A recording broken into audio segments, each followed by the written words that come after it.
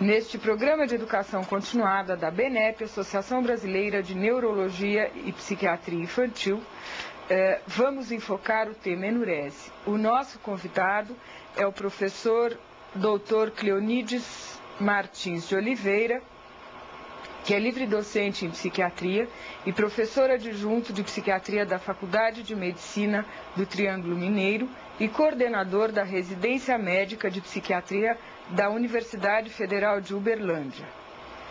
Dr. Cleonides, inicialmente gostaríamos que o senhor nos falasse a respeito do conceito de enurese. A enurese é um fenômeno complexo, ou seja, de etiologias várias e abordadas sob vários aspectos interdisciplinar e multiprofissional. A enurese a qual eu procuro trabalhar é a enurese de fundo psicológico-psiquiátrico, ou seja, de fundo emocional. Então, no geral, a enurese é definida da seguinte forma. Nós podemos dizer que é a falta de controle na emissão de urina que aparece ou reaparece após a idade em que a criança deveria ter adquirido a maturidade fisiológica da bexiga. Esse é um conceito mais fenomenológico, evidentemente. Aqui não estou abordando a questão orgânica, porque isso ficou por conta do DSM-3R, que diz o seguinte: é uma micção repetida e inadequada de caráter voluntário e involuntário. A criança deve ter a idade cronológica mínima de 0,6 anos e mental de 4 anos, sem a presença de perturbações orgânicas. Aqui é um passo importante para o conceito de enurese funcional, de acordo com o DSM-3R. Antes, o conceito de enurese era por mim dado como psicogênico, ou seja, de etiologia psicológica. E eu fiquei um pouco preocupado, mas aí na CID-10 isso veio reforçar esse conceito ao qual eu assumi, que é o seguinte, que é um transtorno caracterizado por eliminação involuntária de urina de dia ou à noite, a qual é anormal em relação à idade mental da criança e a qual não é uma consequência de uma falha decorrente de qualquer transtorno orgânico. Nesse sentido, tanto da CID-10 quanto o DSM-3R, eles são coerentes com relação à ausência de fator orgânico, o qual caracterizaria então uma incontinência urinária. E qual a classificação de enurese, professor? Bom, a enurese, ela é classificada então em primária, em secundária, diurna e noturna. Ou seja, primária é aquela criança que nunca controlou a emissão de urina após os 4, 5 anos de idade. E secundária, ela então permaneceu seca durante um período mais ou menos prolongado e volta a urinar na cama ou na roupa durante o dia. E noturna é quando a criança urina na cama à noite, simplesmente. Diurna durante o dia e ela pode também ter a forma mista, diurna e noturna. O senhor vem trabalhando a questão da família e do papel dessa família na criança enurética. Existe alguma característica desta família na qual está inserida a criança enurética? Sim. A minha abordagem é sistêmica. Ou seja, então, dentro desse sistema, nós temos algumas características que o mantêm funcionando, que são, então, as regras, as metas-regras, a retroalimentação, díade, o vínculo simétrico e complementar e o paciente identificado no lar. Ou seja, esse então é um sistema familiar. A família, então, é onde emerge uma criança enurética, nós temos que as regras dentro dela são regras muito rígidas, conforme explicitaremos posteriormente. Elas utilizam muito meta-regras, ou seja, às vezes oferecem presentes à criança para que ela deixe de urinar na cama. Isso é uma regra acima de uma outra regra, não é isso? E retroalimentação. Essa família, de uma maneira geral, ela utiliza uma retroalimentação que nós dizemos negativa, ou seja, não permite muito que os seus membros transformem, que adquiram informações fora de casa e tragam para dentro de casa e os pais aceitam aquilo como um mecanismo de transformação no seu âmbito. E temos também a díade ou duplo vínculo simétrico e complementar. Isso significa o seguinte, que nessas famílias começam a se formar grupos dentro de casa, 2 a 2 ou 3 a 2, dependendo do número da família, e isso dificulta a comunicação entre os seus membros. E nós temos, então, o paciente identificado no lar. O que é isso? É que a criança com esse tipo de enurese, ou seja, com enurese psicogênica, é uma criança que tem a personalidade frágil, ou seja, é aquela mais carente de afeto e de atenção dentro de casa. A pergunta que poderia surgir é a seguinte: então por que a enurese, não outro distúrbio psicossomático? Isso porque a enurese dá uma conotação muito grande de doença, dá um impacto social muito grande. Poderia ser um tique, mas o tique não daria esse impacto, tal como a enurese. E a família passa a preocupar mais com quem? A enurese que com quem tem tique. Daí, então, o valor que a família dá na enurese do ponto de vista de doença. Então, por isso, procuram mais um médico. E sua incidência é alta, de 5% a 30%, justamente por esse impacto social que a mesma causa nas famílias. E com relação à criança, Dr. Cleonides, existe alguma característica especial desta criança? Vamos dizer assim, algum fator predisponente, alguma coisa que leve a criança a ter esse quadro de enurese? Exatamente. Por ela ser mais carente de afeto do que os seus possíveis irmãos, então ela solicita mais a presença dos pais em casa. Então, com isso, ela é aquela criança que ela é mais fácil de sofrer pressões da família. Uma das preocupações que as mães têm é que a criança controle os esfíncteres vesical e anal precocemente. Com esta preocupação, a criança vai entendendo que ser enurética é uma forma de trazer a mãe para junto de si, ou seja, dar maior preocupação à mãe, e a mãe, portanto, se preocupa com a criança no controle dos esfíncteres, e a partir daí, a criança, então, utiliza isso como uma forma de chamar a atenção para si. O senhor tem uma preocupação importante com a criança inserida no ambiente familiar. A partir do momento que o senhor recebe uma criança e sua família com quadro de enurese, qual é o processo diagnóstico? As crianças são encaminhadas, de uma maneira geral, pelos médicos pediatras a realizar os exames anteriormente. Então, eu faço uma abordagem terapêutico-familiar. Para isso, eu emprego uma entrevista familiar estruturada, desenvolvida pela professora Terezinha Feres Carneiro, do Rio de Janeiro, para que eu compreenda a família funcionando como grupo, ou seja, será que essa família está facilitando ou está dificultando o desenvolvimento emocional nos seus filhos? Então, eu a emprego na enurese, mas ela pode ser empregada em qualquer outro distúrbio familiar. No caso aqui, evidentemente que estou falando sobre a enurese, família onde tem uma criança enurética. Então, essa entrevista constitui de 5 ou 6 perguntas-tarefas. Ela é validada estatisticamente para a situação brasileira. Então, de acordo com o enunciado dessas perguntas-tarefas, a família vai respondê-las individualmente ou grupalmente, de acordo com uma ou outra das entrevistas que eu acabo de mencionar. Especificamente, eu vou falar sobre as tarefas e seus objetivos a serem alcançados. Então, a primeira tarefa que a gente coloca para a família é: vamos imaginar que vocês teriam que mudar-se da casa de onde moram no prazo no máximo de 1 mês. Gostaria que vocês planejassem em conjunto como seria essa mudança. Então, objetivos principais dessa pergunta são os seguintes: verificar as regras familiares, verificar se a família funciona como grupo e verificar se todos os membros da família podem expressar os seus desejos. Uma outra pergunta-tarefa, a segunda, é a seguinte: quando você está fazendo uma coisa qualquer, mas fica difícil terminar essa tarefa sozinho, o que você faz?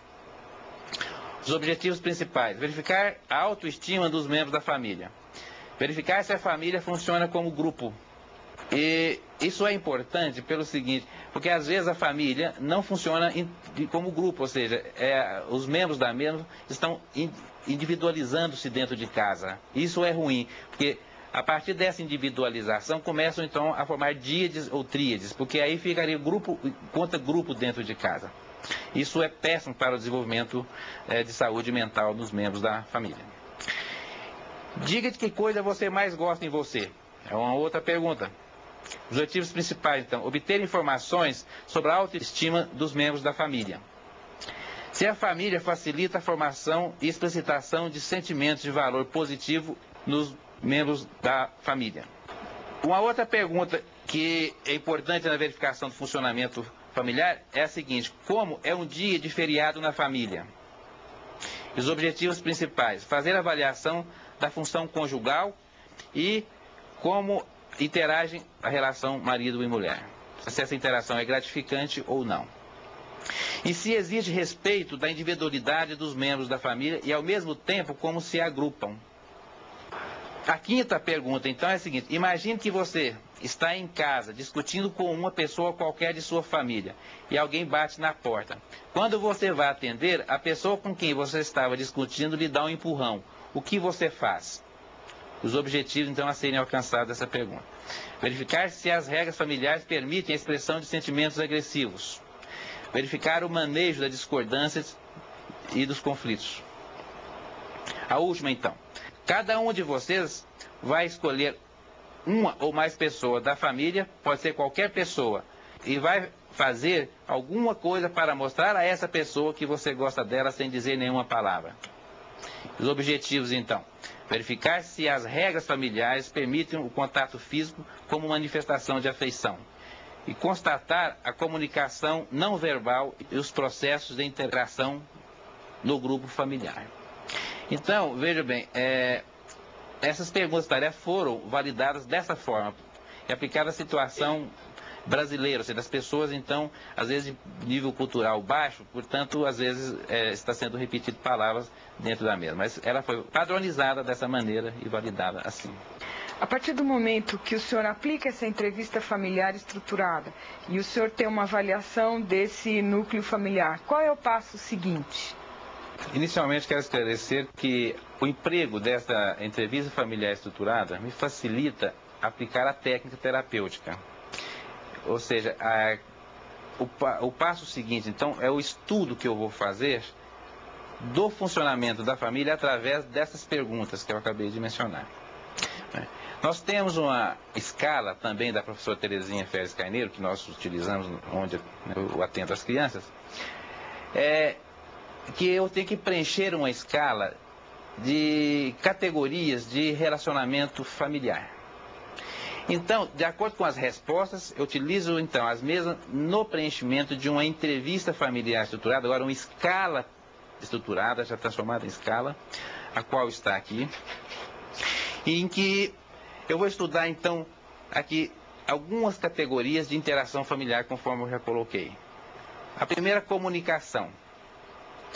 Então, a família dificultadora de saúde emocional, portanto, nessas famílias em que emerge um distúrbio psicossomático, entre eles a enurese, a comunicação ela é incongruente, confusa, sem direcionalidade adequada e sem carga emocional adequada. Ou seja, a comunicação é uma comunicação em que ela é truncada. E se a comunicação é dessa forma, então aparece mais a comunicação não verbal do que a comunicação verbal. Uma outra categoria são as regras. As regras nessas famílias são implícitas, incoerentes, inflexíveis e não democráticas. Então, sempre que acontece dentro da família comunicação dessa forma, regra dessa forma, ou seja, inflexíveis, não democráticos, então é um terreno fértil para emergir alguém sofrendo emocionalmente dentro da família. E que esse alguém, evidentemente, é aquele que tem a maior fragilidade emocional, né? Outra categoria são os papéis. Os papéis da família dificultadores de saúde emocional são indefinidos, indiferenciados, rígidos e ausentes. Em contraposição, numa família facilitadora, eles são definidos, são diferenciados, são flexíveis, são presentes. Assim como nas demais categorias que eu estou apresentando. Liderança. Na família dificultadora é ausente, fixa e autocrática. E os conflitos não são expressos, são negativamente desvalorizados e sem busca de solução para os mesmos. Manifestação de agressividade, outra categoria então que a gente estuda, ela está ausente, ela é destrutiva, não é construtiva, destrutiva, e sem direcionalidade adequada. Ou seja, às vezes a manifestação de agressividade é contra uma pessoa que não é a pessoa que cometeu o ato que deveria receber uma certa punição, imaginamos isso. Uma afeição física, então, é ausente, é recusada pelos membros da família e sem carga emocional adequada. A interação conjugal, ela é indiferenciada e é não gratificante, ou seja, os membros da família não são individualizados, eles funcionam muito junto, não é isso? E não são vistos como duas pessoas, mas como uma só. E isso prejudica a interação conjugal. Portanto, a individualização está ausente. E a integração ausente. E a autoestima baixa dos membros da família. Então, em qualquer família em que alguém está com a autoestima baixa, é um ponto a ser observado no sentido de que essa família, ela provavelmente é dificultadora de saúde emocional nos seus membros. E a partir do diagnóstico, como o senhor realiza o tratamento?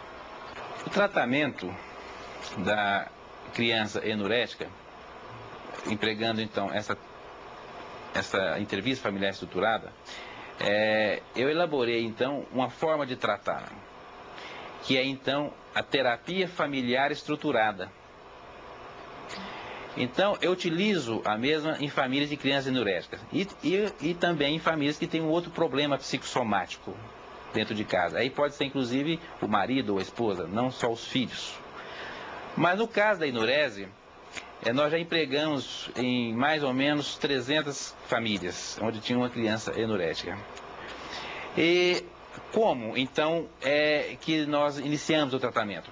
Após esse estudo, né, em que eu vou detectar se a família é ou não dificultadora de saúde emocional, e dentro disso eu vou perceber se uma família é melhor do que a outra no sentido de facilitar o desenvolvimento emocional nos seus membros, aí então eu vou empregar a técnica terapêutica, partindo do princípio de que eu já conheço a família enquanto grupo. Isso me facilita o emprego da terapia e diminui o tempo de tratamento, que eu acho que é o mais importante. Portanto, ela é breve. Podemos até dizer brevíssima, às vezes com 4 sessões já resolve o problema. Então empregamos a terapia familiar estruturada, que utilizamos então a psicologia inversa, ou seja, nós utilizamos o sintoma para melhorar o sintoma. De tal forma que na primeira sessão de terapia, nós colocamos para a família que não existe ninguém doente dentro de casa. Isso é fundamental, porque a partir daí, nós colocamos a criança que estava à margem da família dentro da mesma. Agora, ela é sadia. O que é importante é que a criança, então, se sinta melhor a partir desse momento.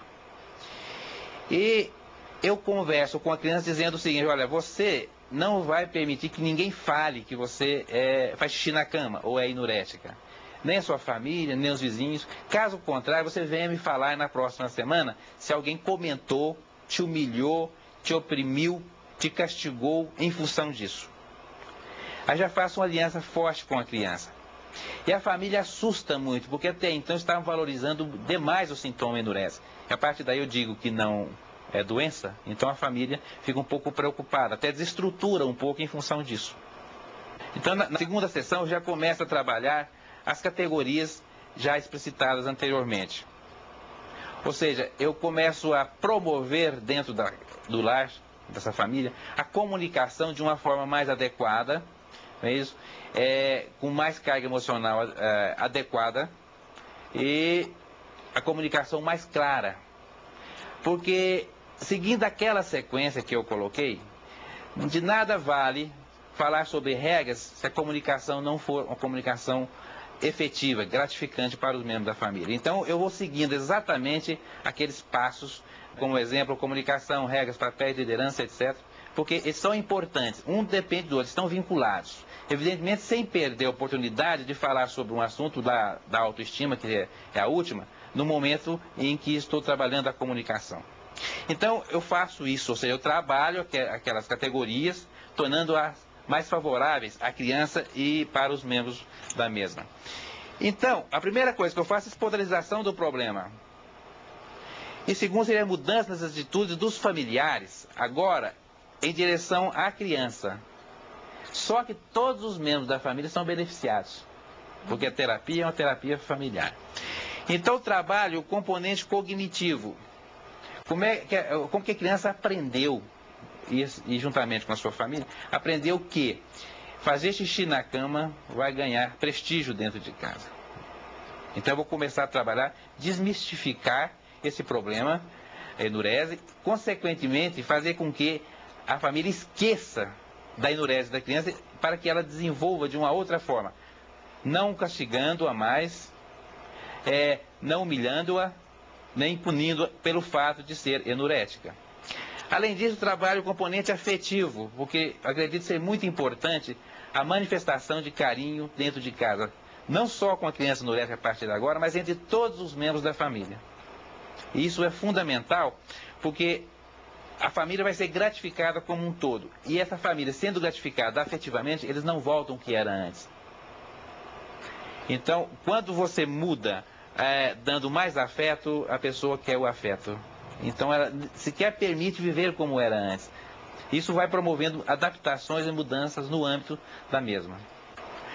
E o componente comportamental, em que o comportamento da família deve mudar em benefício de cada um dentro da mesma. Ou seja, cada membro da família deve mudar o comportamento quando oferece, então, a gratificação afetiva. Jamais gratificação material. Isso não pode ser, porque o que mais vale, o que mais muda o comportamento do ser humano é quando ele é gratificado afetivamente. E que resultados o senhor observa no seu trabalho? O resultado vai depender da característica da família. Se ela for uma família mais fechada ou muito fechada, que às vezes quando a família quase que totalmente fechada, isso é impossível, mas às vezes a família é muito fechada. Então é mais difícil mudar o comportamento da mesma frente ao problema da enurese e outros problemas da vida. Se ela é fechada em todos os sentidos. Mas tem famílias mais abertas. Então essas famílias são mais fáceis de adaptarem a situações novas. Portanto, o tratamento é mais rápido. Eu gostaria que o senhor desse o exemplo de uma família fechada e de uma família aberta dentro desse ponto de vista. A família fechada, então, é aquela que tem regras muito rígidas, né? Ela utiliza de metas-regras e ela não tem dificuldade de adaptar a situações novas. Ela é fechada porque ela não aceita, ou aceita muito pouco, que haja uma comunicação da forma que eu coloquei, as regras da forma que eu coloquei, e etc. Ou seja, a família fechada é aquela que dificulta a interação entre os seus membros. Ela favorece a individualização, a autoestima baixa, a comunicação truncada, confusa. E com relação à estrutura familiar, existe alguma diferença na forma de lidar com crianças que são de famílias legalmente constituídas, vamos dizer assim, constituídas casadas, pai, mãe, é diferente de uma família, de uma criança de mãe solteira, e se ainda tem uma outra diferença, a criança de pais separados? Sim. Basicamente, as regras que dominam o funcionamento em casa. Então, nas famílias casadas conflitivas, quero deixar claro, nas famílias casadas conflitivas, as regras são mais rígidas do que nas famílias de mães separadas ou de mães solteiras. Porque, de uma maneira geral, a criança fica com a mãe. O fato interessante é que nas famílias separadas judicialmente, as regras continuam rígidas após a separação durante um certo tempo. Após meses, então a família separada judicialmente se assemelha muito a de mães solteiras. Porque as regras vão sendo menos rígidas, mais flexíveis, e com isso as crianças ganham. É porque não existe mais aquela cobrança de dizer assim, não pode sujar o tapete, não pode entrar por ali, não pode fazer isso, não pode fazer aquilo. Regras muito rígidas são prejudiciais ao desenvolvimento emocional dos membros da família. Então, as famílias casadas conflitivas são mais difíceis de sofrerem mudanças, adaptações à situação nova. Em segundo lugar, as separadas judicialmente por um certo tempo. E em terceiro lugar são as de mães solteiras, onde as regras são menos rígidas. Não quer dizer que eu não estou utilizando juízo de valor. Estou apenas dizendo que eu constatei em pesquisa. Qual o prognóstico da criança enurética não tratada? A criança enurética, quando ela não tratada, o sintoma vai evoluir de que forma? O que o senhor costuma observar na evolução? Nós sabemos que a enurese pode desaparecer espontaneamente. Isso é até comum. Mas, se a criança continuar enurética por uma certa idade, até a adolescência principalmente, a criança ela vai deprimindo ao longo do tempo. Isso já constatei em pesquisas anteriores. Então, em um trabalho, como exemplo, eu apliquei a escala de depressão de Hamilton numa população de ex-enuréticos e outros de adultos agora, né? Que foram enuréticos e de que não foram enuréticos. Aqueles que foram enuréticos, todos eles partiram do pressuposto que não tinham perturbações de distimia. Aqueles ex-enuréticos, a distimia era mais acentuada. E em outro trabalho ainda, eu verifiquei o seguinte, que existe uma comorbidade entre a enurese, no caso a enurese funcional, e transtornos depressivos na criança. E nessa avaliação, apliquei uma escala de avaliação de depressão para criança e uma escala de avaliação de funcionamento global do tipo da GF, do DSM-3R, mas para a criança. Eu constatei o seguinte, que todas tinham sintomas depressivos. Ou elas tinham depressão maior, ou distimia, ou distúrbio de ajustamento com humor deprimido, ou sem outra especificação, mas todas tinham. E, inclusive, de acordo com a estatística, aquelas crianças de 10 a 13 anos tinham o dobro de depressão maior do que na literatura em geral, de não enuréticos. Então, tem consequências graves, porque a criança sofre em casa, ela é oprimida, ela é castigada, ela é humilhada e uma série de coisas.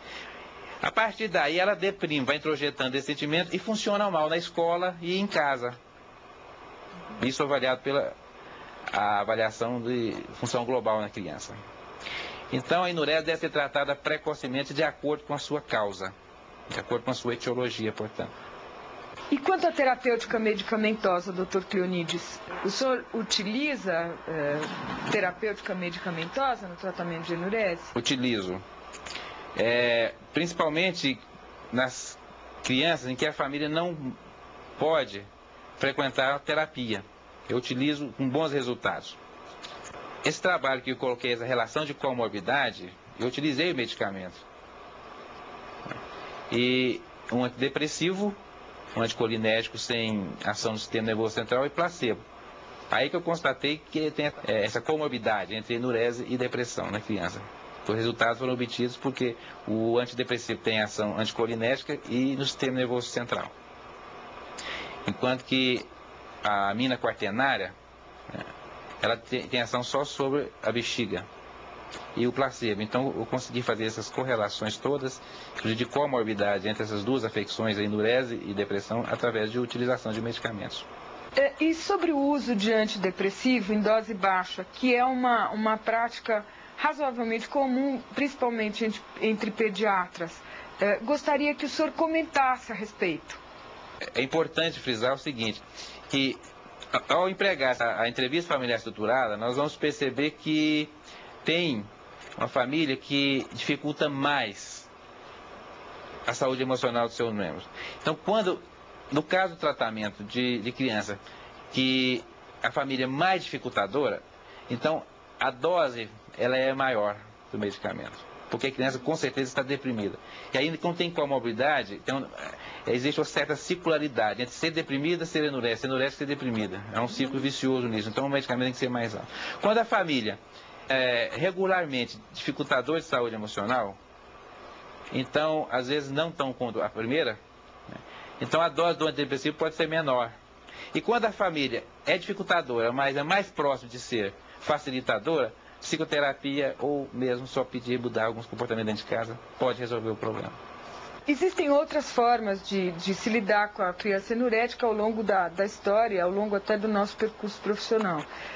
A gente tinha até a história do mapa de estrela, que em algum momento algum de nós usou.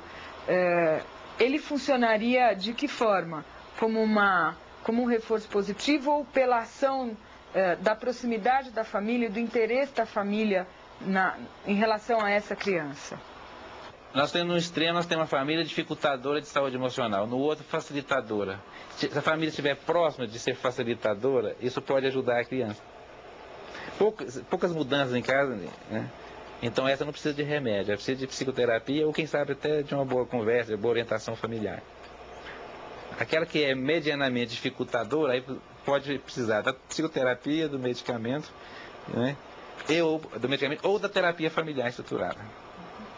Agora, aqui é a dificultadora, se o tratamento for com medicamento, tem que ser com a dose mais alta, porque ela já está deprimida com certeza, né? E se for através da terapia familiar estruturada, o tratamento vai ser um pouco mais prolongado do que na família, no outro polo, ou seja, do polo facilitador, né?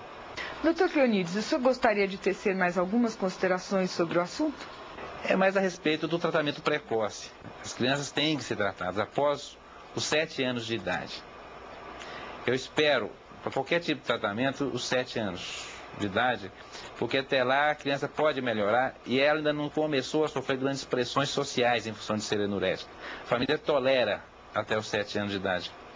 A partir dos 7 é que começam as humilhações, os castigos, as proibições, os apelidos, né? Aí ela vai para a escola, às vezes se ela tiver enurese diurna, ela pode urinar na sala de aula, e isso é muito constrangedor para a mesma. Então elas devem ser tratadas precocemente, de acordo com a etiologia.